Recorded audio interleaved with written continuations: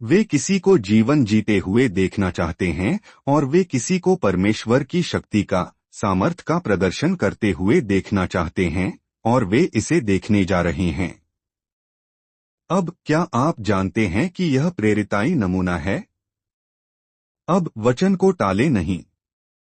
आप वचन को टाल नहीं सकते, दोस्त।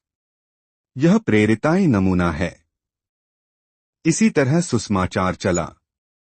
आप कहते हैं, मैं महान चिन्हों, आश्चर्य कर्मों और चमत्कारों में विश्वास नहीं करता, तो आप अविश्वासी हैं। यीशु ने संत यूहन्ना अध्याय 14 वचन 12 में कहा, जो काम मैं करता हूँ वही वह भी करेगा और इनसे भी बड़े काम करेगा, क्योंकि मैं अपने पिता के पास जाता हूँ। परमेश्वर की कलीसिया को बड़े कामों का वादा किया गया है।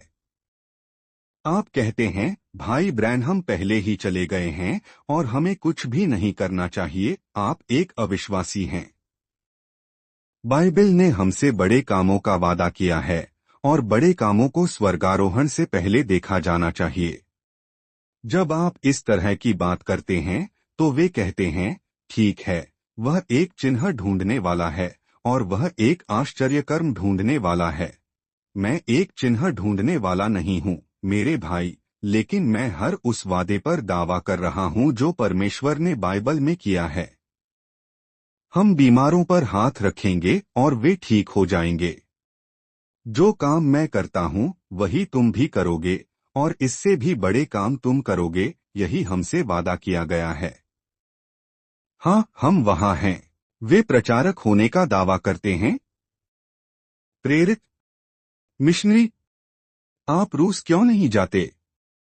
परमेश्वर के भविष्यवक्ता ने कहा, रूस को बस एक व्यक्ति की जरूरत है जो पवित्र आत्मा से भरा हो। वहां जाओ, मुझे तुम्हें देखने दो। चीन जाओ, वहां बहुत से प्राण जीते जाने हैं, 120 करोड़। तुम वहां से भागते हो और क्या तुम जानते हो कि वे कहां आना चाहते हैं? वे अमेरिका आना चाहते हैं।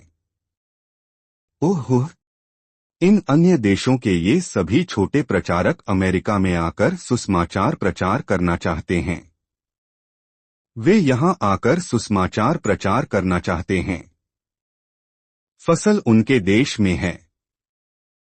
फसल अफ्रीका में है, फसल जापान में है, फसल चीन में है, फसल भारत में है।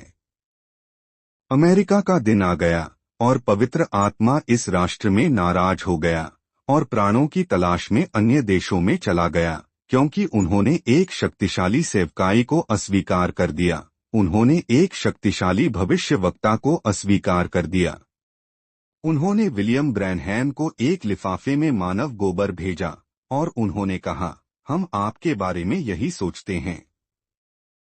तो अब कुछ लोग नहीं जानते कि सही मायने में उनकी जमीन पर ही फसल है।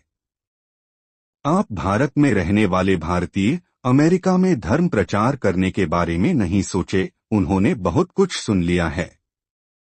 आप अफ्रीकी अपनी भेड़ों को वहां छोड़कर धर्म प्रचार करने के लिए अमेरिका आने के बारे में नहीं सोचे।